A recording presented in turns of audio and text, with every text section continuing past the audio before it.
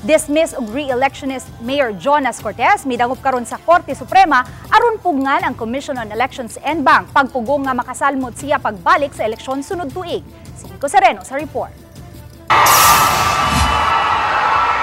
Gihulagway ni dismissed og re-electionist Mayor Jonas Cortez nga gawas sa gahom sa Comelec Unbank ang pagpugong kaniya aron makapapili pag-usab sa katungdanan sunod tuig.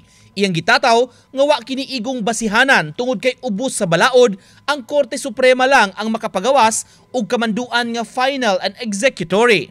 Under that resolution is totally unconstitutional. Di na may tabo nga sila'y moingon nga final na. Kagahapong adlaw, Oktubre 9, misangat ang mga abogado ni Cortez og petition for certiorari, prohibition and injunction with application for issuance of a temporary restraint order or writ of preliminary injunction. Gipasabot ni Attorney Jamal James Calipayan, Mandaue City Administrator, nga ubos sa gisangat nila nga petition for certiorari, nagtinguha sila nga ipakaway bili sa Korte Suprema ang Comelec Resolution 11044-A tungod sa pagka-unconstitutional niini kung nakasupak sa balaod.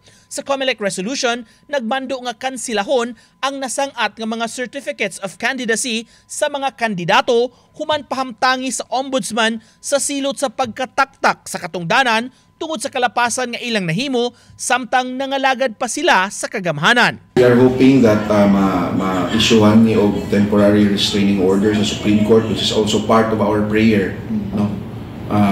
Before ma-cancel ang name ni Mayor or before ma-remove